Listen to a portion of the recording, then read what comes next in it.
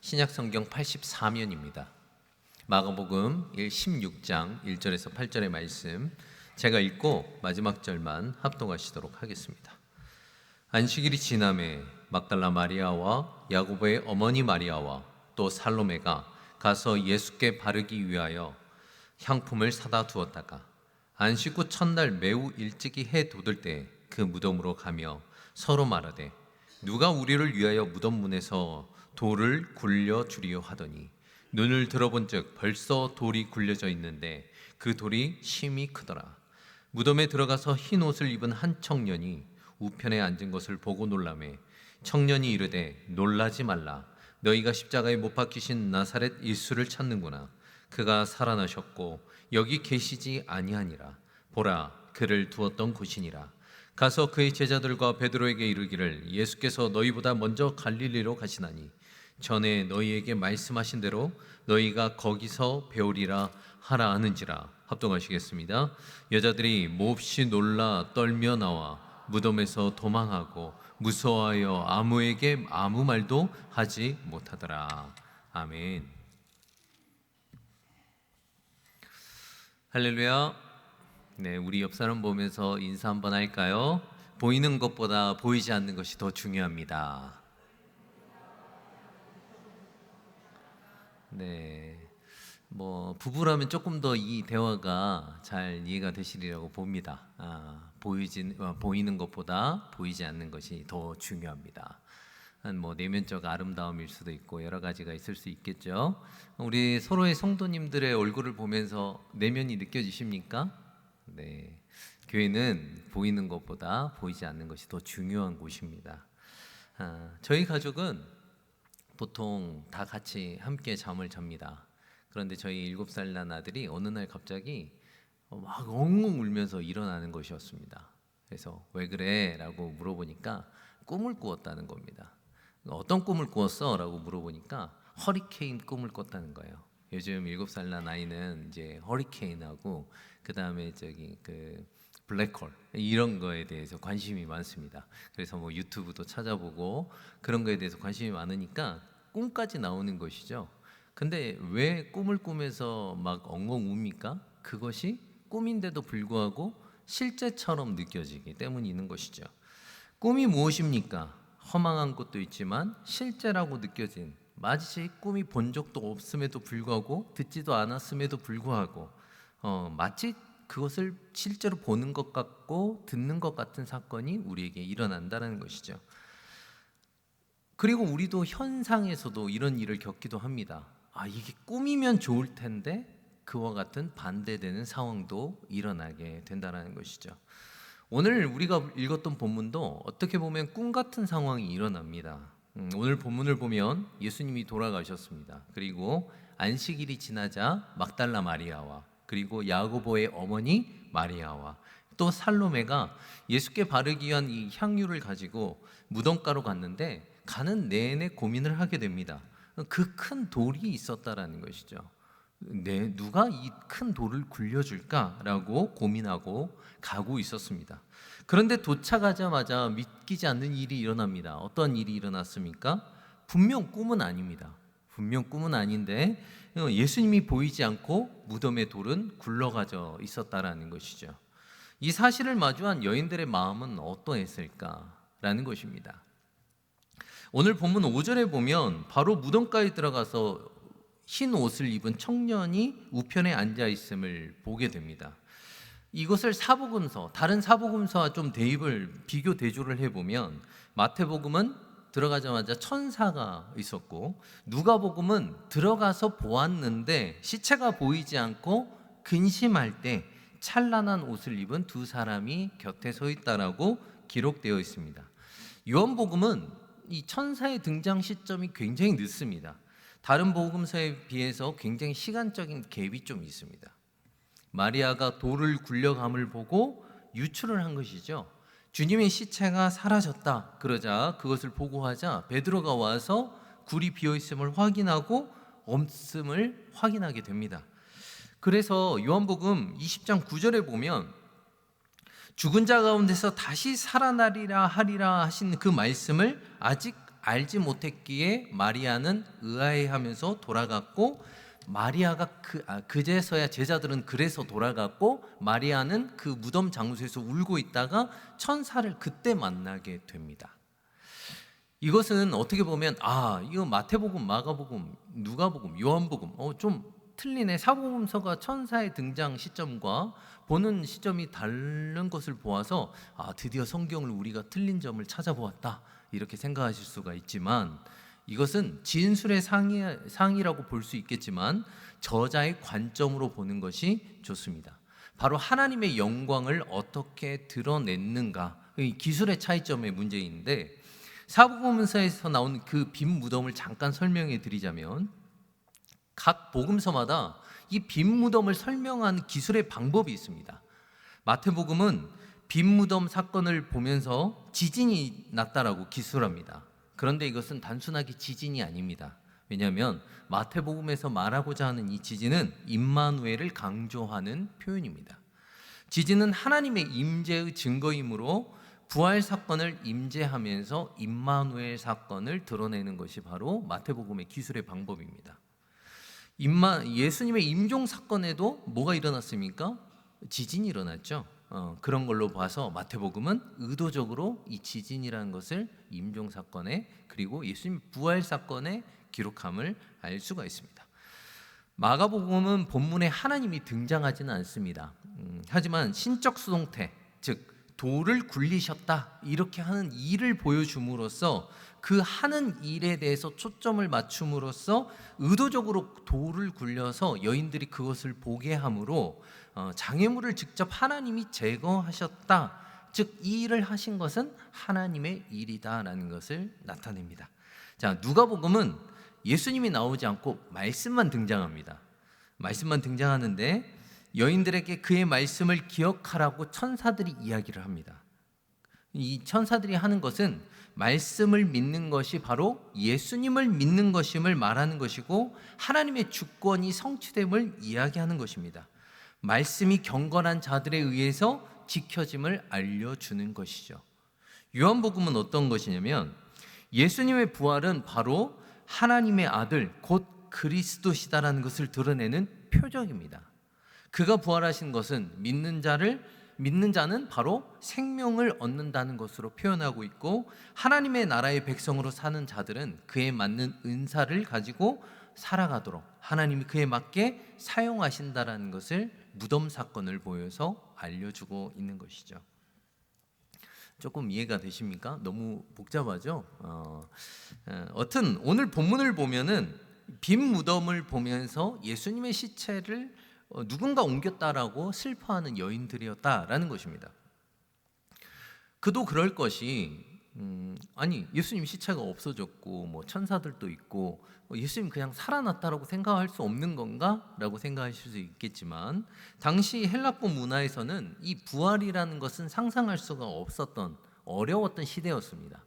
더군다나 사두개인들이 사상의 주류를 잡고 있었고, 그리고 헬라 사상 문학에서는 육체의 부활이라는 이해할 수가 없는 영역의 문제였기 때문에 당장 이 빈 무덤의 부재성은 보는 이에게 예수님이 부활하셨어, 부활의 신호탄을 알리는 것이 아니라 예수님 시체에 대한, 예수님이 없어진 것에 대한 그냥 걱정을 불러일으키기에 충분했다라는 것입니다. 그러니 제자들도 믿지 못했던 것입니다. 예수님이 부활했다는 것을 믿지 못했고, 본문에 나온 여자들도 믿지 못하는 것은 사실이었다라는 것이죠. 하지만 그 연약한 믿음을 돕고자, 격려하고자 천사들의 등장으로 인하여 주의 영광을 보여주고, 요한복음에서는 직접 마리아에게 나타나셨던 주님이셨다라는 것입니다. 마가는 복음서를 쓰면서 그가 압도적으로 집중했던 것은 바로 이 16장인데, 16장에서 이 말하고 싶었던 것은 무엇이냐면, 하나님의 계시를 그리스도 안에서 분명하게 드러낸 사건이 있었습니다. 바로 예수 그리스도의 고난과 죽음을 연결하는 그 부활의 내러티브 사건을 이야기를 하면서 마가복음은 이 전체적인 이 순환의 결론을 맺기 위해서 마가복음의 여러 가지 말씀을 연결해 놓습니다. 대표적으로 2장 17절, 8장 31절, 9장 31절이 있는데 하나만 읽어보도록 하겠습니다. 제가 하나만 읽어보도록 하겠습니다. 9장 31절입니다. 이는 제자들을 가르치시며 또 인자가 사람들의 손에 넘겨져 죽임을 당하고 죽은 지 3일 만에 살아나리라는 것을 말씀하셨기 때문이더라. 그러니 이 마태복음의 전체적인 내러티브는, 이야기는 어떤 것이냐면 이 십자가의 부활의 사건으로 점진적으로 몰아가는 것입니다. 오늘 방금 제가 읽었던 9장 31절의 말씀도 이 십자가의 부활의 사건, 이제 무덤의 빈 무덤의 부활의 사건을 드러내기 위해서 예시적으로 미리 그 이야기를 계속하고 있다라는 것이죠. 너희가 마가복음 16장 6절 한번 보실까요? 한번 보도록 합시다. 한번 같이 읽어보도록 하겠습니다. 시작. 너희가 십자가에 못 박히신 나사렛 예수를 찾는구나. 그가 살아나셨고 여기 계시지 아니하시니라. 보라, 그를 두었던 곳이니라. 너희가 십자가에 못 박히신 나사렛 예수를 찾는구나. 그가 살아나셨고 여기 계시지 아니하니라. 보라, 그를 두었던 곳이니라. 어떤 것입니까? 바로 이 빈 무덤 앞에 증인들을 세워놓고 너희들 한번 기억해봐라. 예수님께서 계속 이것에 대해서 말씀하지 않으셨냐? 이 십자가에 달리실 것, 그리고 부활하실 것에 대해서 계속 말씀하셨다라는 증인을 남겨놓는 증인 문서의 특징을 아주 잘 드러내고 있는 것이 이 마가복음이다라는 것이죠. 마가가 의도한 것은 바로 이것이었습니다. 바로 이 빈 무덤 사건을 기록해서 사람들을 그 믿음으로 부르기를 원했다는 것입니다. 증언 문서의 특징입니다. 이것이. 물론 이제는 우리는 성경을 보는 제3자의 입장에서는 너무나도 이 빈 무덤의 의미를 잘 압니다. 예수님의 부활의 성취, 부활의 시작, 그리고 말씀의 성취, 영원한 열매, 그 생명의 첫 열매가 되셨다라는 것, 이런 것에 대한 것은 너무나도 우리가 잘 아는 것입니다. 이 부활에 대한 그 빈 무덤에 대한 해석들이 여러 가지가 있습니다. 설교도 이어 맞춰서 여러 가지가 있습니다. 그런데 당시에 이 빈 무덤을 바라보았던 이 사람들에게 이 빈 무덤은 도대체 어떠한 의미였을까라는 것을 생각해 보는 것은 아주 중요합니다. 저는 왜 첫 부활의 증거를 하나님의 그 영광의 부활의 그 영광스러운 자신의 모습을 드러내는 것이 아닌 왜 빈 무덤을 먼저 보여주셨을까라는 것이 궁금했습니다. 우선 무덤 이야기가 나왔으니까, 그렇다면 세상의 무덤과 기독교의 무덤의 차이가 무엇일까 한번 비교를 해보고 싶습니다. 세상의 무덤들이 어떻습니까? 당시 빈 무덤의 사건은 그 유명인이라면 세상의 무덤을 먼저 이야기를 하자면, 세상의 무덤들은 다시 위용과 권력을 나타내고자 했었던 그 모습을 보여지게 됩니다. 피라미드라든지 진시황 황제의 그 무덤이라든지 거대한 그 왕들의 무덤과 지하적인 신비 종교가 결합된 은폐된 세계를 추구했습니다. 그래서 비밀스럽고 집단 학살을 통하여서 이루어져야 했었던, 무엇인가 있어 보여야만 했던, 자신들의 치부를 가리기 위해서 권력을 행사하기 위해서 만들어졌던 무덤이었다면, 이 기독교의 무덤은 이에 대항하는 반대의 표시의 무덤의 모습을 보이게 됩니다. 더욱이 예수 그리스도가 있었던 그 당시는 신하로서 유행하던 그 신의 가면을 벗기는 그런 행위였습니다. 신화의 정체를 폭로하는 반신화의 작용처럼 예수 그리스도의 그 빈 무덤은 당시 고대 사회에서 무덤 속에 은폐하고 있었던 것을 폭로하고 비밀을 감추려고 했었던 것을 위대한 반대 표시로 작용하고 있었던 것을 그 빈 무덤을 통하여 당시에 있었던 그 고대 문화에서 자신의 위용을 드러내고자 했었던 세상 무덤과의 정반대적인 모습을 보여주는 것을 알려주고 있는 것입니다. 그래서 실제로 기독교 문화권에서는 이 무덤이라는 것을 그렇게 중요하게 생각하지 않습니다. 성당 지하나 벽에 묻어 있는 그 무덤들을 보셔서 아실 것입니다. TV라든지 여행을 가 보시면 아실 것이고, 영국 처칠의 수상의 무덤도 교회 뒤편에 조그맣게 그냥 묻어 있는 모습을 보게 됩니다. 독일도 이 무덤을 그 프리드호프라는 평화의 정원이라는 이름을 불리게 됩니다. 유럽 기독교 문화권의 무덤이라는 것은 음산하거나 아니면은 뭐 무섭거나 으스스하거나 이런 것이 아니라 거대하거나 이런 것이 아니라 작고 평평한 그냥 그 평지 같은 그냥 정원 같은 그런 모습의 무덤을 보이게 됩니다. 이것은 어떠한 의미냐면 탈신성화되고 탈마술화된 유럽 기독교, 예수를 찬양하는 이 유럽 기독교가 이 무덤의 신으로 예수를 표현하거나 아니면 권력의 신으로 예수를 표현한 것이 아니기 때문에 무덤을 아예 이렇게 축소시켜 놓은 겁니다. 아예 이 무덤을 아예 비워버린 겁니다. 즉 기독교에 있어서의 무덤의 의미는 예수의 빈 무덤 위에 세워진 모든 것을 보이게 된다는 것입니다. 왜 서양의 무덤들이 왜 그렇게 간소한지 좀 아시겠죠? 또한 빈 무덤은 우리에게 있어서 보이지 않는 것을 묵상하는 시야도 허락하게 합니다. 제가 글을 하나 읽어보도록 하겠습니다. 매튜 폭스가 이런 이야기를 했습니다. 매튜 폭스는 텅 빈 무덤이야말로 원초적인 자궁이다. 이 자궁에서 그리스도가 다시 태어나 내가 만물을 새롭게 하리라고 선언했던 까닭이다.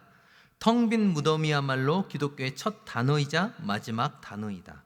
로마 제국은 예수를 발가벗겨 십자가에 매달았다. 십자가가 로마 제국의 발명품이었다면 텅 빈 무덤은 신적인 상상력의 산물이라고 하겠다.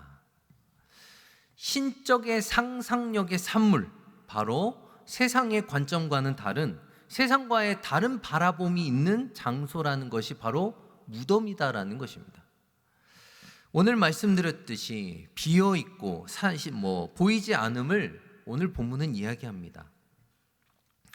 왜 이 보이지 않는 것에 대해서 자꾸 제가 이야기를 하고 지금까지 보이지 않는 그 텅 빈 무덤에 대해서 이렇게 여러 가지 문화적이라든지 아니면은 그 당시에 생각했던 사람들의 생각이라든지 이런 것을 제가 왜 자꾸 이야기를 하냐면 이 시대도 마찬가지로 그 당시뿐만 아니라 이 시대도 마찬가지로 보이지 않는 것을 묵상해야 하는 시대를 저희도 살고 있습니다. 우리는 보이는 것을 따라 산다라고 하지만 정작 우리는 보이지 않는 것에 지배당하고 있음을 알게 된다는 것이죠. 보이지 않는 것이 무엇이 있습니까? 권력, 정치. 보이지 않는 것에 지배당하는 아이러니컬한 상황이 있다는 것이죠.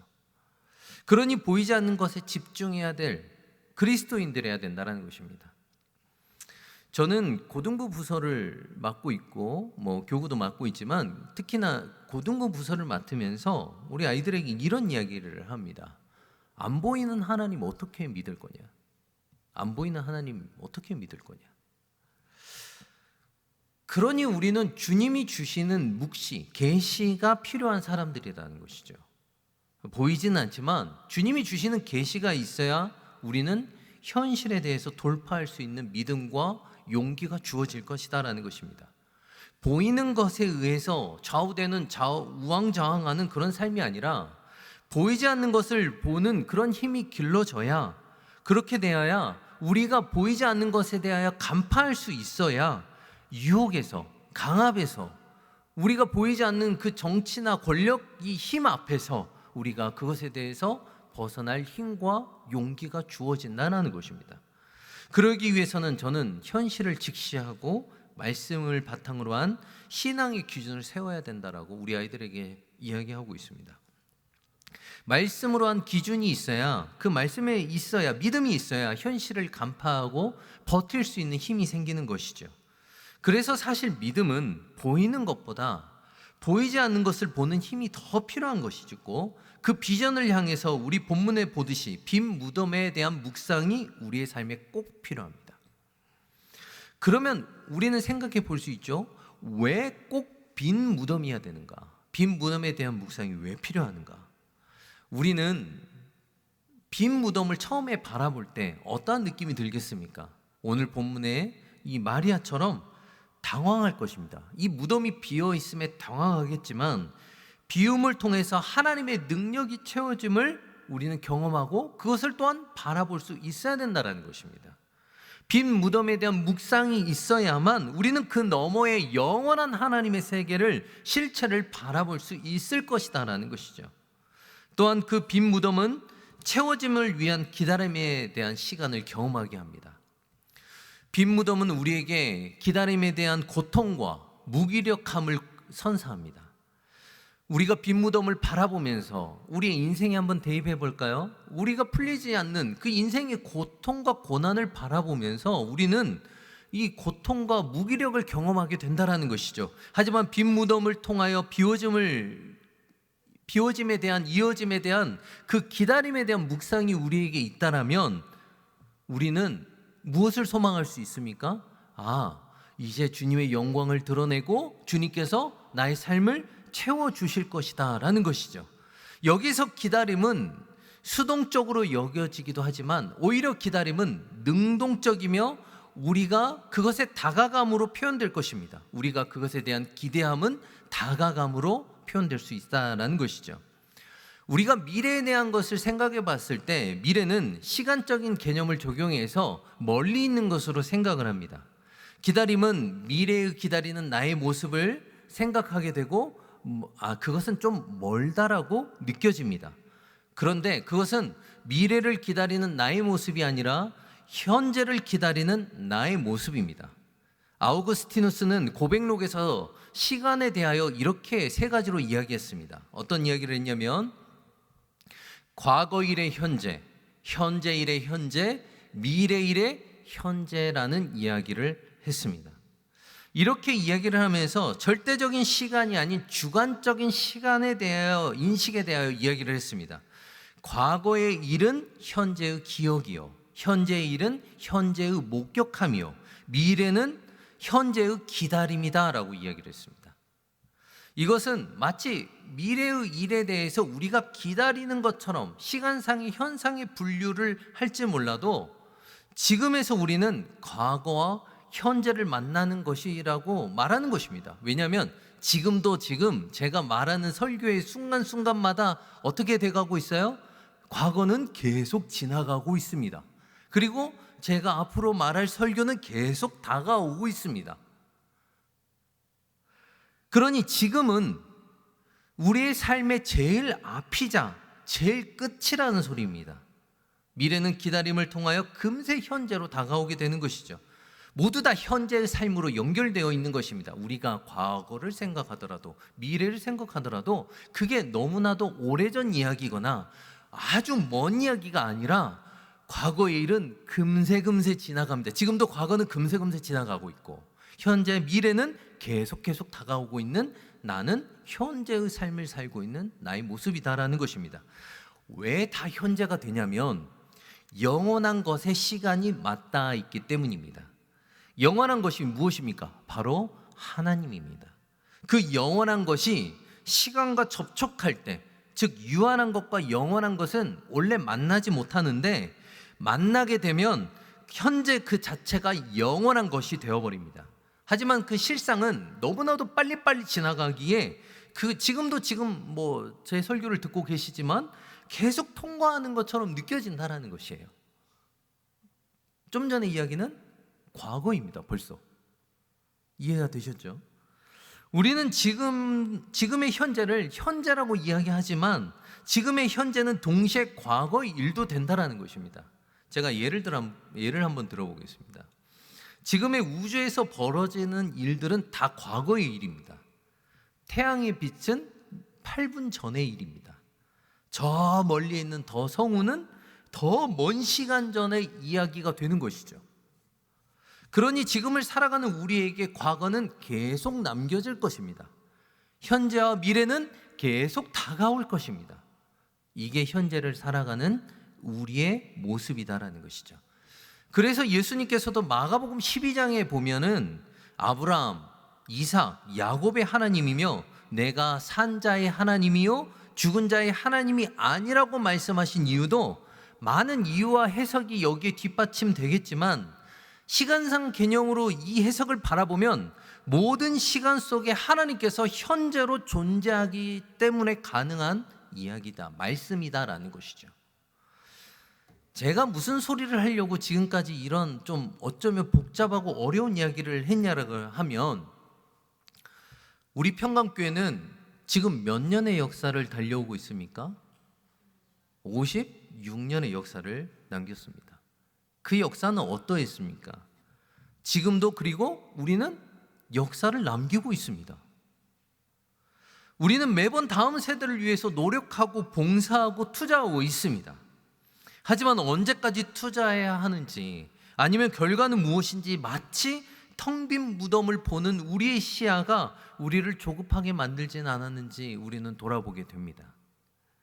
하지만 여자들이 그 빈 무덤의 고통의 시간을 지나고 주님을 만난 그 영광의 시간이 왔듯이 잠시 우리가 인내함으로 앞으로 올 부흥의 시대, 미래의 시대를 기다린다면, 그 기다림의 모습이 능동적이고 기대감으로 가득 차 있다면, 우리는 매일매일 지나가던 이 빈 무덤 같은 이 현재의 순간을 고통스럽지 않고 아주 기쁘고 기대감 있게 준비할 수 있을 것이다 라는 것이죠. 또한 우리는 2025년 우리의 비전이 있죠. 힘써 여호와를 알자라는 선포로 달려가고 있습니다. 여러분, 그 비전이 보이십니까? 우리의 비전을 한번 바라보십시오. 실체가 있습니까? 비전은 실체가 없습니다. 실체가 없는 것이므로 잘못하면 허무함과 허상이 될 수 있고 울리는 메아리가 될 수 있다는 것이죠. 그런데 지금도 그 비전은 이루어져 가고 있고 이루었습니다. 왜죠? 주님이 말씀으로 선포하셨기 때문이죠. 미래가 왔기 때문입니다. 그리고 과거로 지나갔기 때문입니다. 영원하신 그분이 이루시겠다라고 그 말씀하셨고, 지금도 그분이, 현재에 계신 그분이 지금도 일하고 계시기 때문입니다. 그러니 우리는 이것을 실제화하려면 우리는 무엇을 하려고 어떻게 많은 계획을 짜서 어떻게 하려고 하기보다는 우리의 믿음을 더욱더 굳건히 하며 현재의 빈 무덤을 통해서, 그 믿음을 통하여 우리가 기대감으로 그 빈 무덤을 바라보며 기다리는 신앙이 먼저 되어야 될 줄 믿습니다. 그러면 됩니다. 그러면 미래라고 말하는 그 현재가 우리에게 올 것이다 라는 것입니다. 우리의 생각보다 하나님을 기다리는 그 믿음으로 그 텅 빈 무덤을 바라보면 그 미래라고 말하는 그 우리가 기다리는 다음 세대의 부흥과 우리 세대의 부흥이 올 것이다 라는 것입니다. 말씀을 정리하고자 합니다. 우리의 비전이 이루어질까라는 생각이 들거나 아니면 나의 믿음이 나의 생활 안에서 흔들릴 때, 우리도 어쩌면 하나님의 영광스러운 모습을 보기 전에 먼저 우리는 빈 무덤을 바라봐야 할 수도 있습니다. 그래서 보이지 않음의 좌절과 우리 안에서 실망이 있을 수 있습니다. 우리의 삶이 어떻습니까? 너무나도 기쁘고 좋은 일만 있는 건 아니죠. 아픔도 있고 몸의 육신의 연약함도 있고 사업이 안 될 수도 있고 직장이 어려울 수도 있습니다. 그런 빈 무덤의 시간이 있을 수 있다는 것입니다. 잠시 저의 예화를 들어보겠습니다. 저는 개인적으로 빈 무덤의 시기를 보내는 그 시기가 있었습니다. 제가 고등부 부서를 맡은 지가 지금 몇 달째인데 설교를 쓸 때마다 고민이 듭니다. 과연 이 아이들이 이 설교를 통하여 비전을 바라볼 수 있을까라는 질문이 듭니다. 비전으로 삼았던 일들이 이루어져 가야 하는데, 물론 이루어져 가는 것도 있죠. 이루어져 가는 것도 있는데 무엇인가 마치 이루어지지 않는 것만 같은 느낌도 있습니다. 부임한 지 몇 달 됐는데 너무 욕심이 많은 거예요. 네. 지금까지 제 사역도 그래왔던 것 같습니다. 무엇인가 이룬 것도 많았지만 이루어지지 않음에 제 욕심이 앞섰던 것인지 허망할 때도 있었다는 것이죠. 그렇게 내 인생과 사역의 텅 빈 무덤을 바라보면서 이게 뭘까, 이런 생각이 들었다는 것입니다. 그런데 주님께서 평강교회에 저를 보내신 이유가 있을 겁니다. 저는 그것을 믿는 사람입니다. 그리고 제가 이번 년에 제 마음에 이 말씀으로 어떤 마음을 주셨냐면, 준비하라는 메시지를 주셨습니다. 그래서 고등부 제자반을 만들고 훈련하고 기도하면서 비전을 저도 준비해 보려고 합니다. 텅 빈 무덤을 바라보는 그 신앙에서 기대감을 가지고 그 텅 빈 무덤을 바라보려고 합니다. 아이들이 기도하는 모습을 보고, 그리고 저도 힘을 얻고, 아이들이 이제 로마서 8장을 외우기 시작하는데 그 로마서를 외우는 그런 모습들을 보면서 저도 이 시기를 잘 지내가고 있다는 것입니다.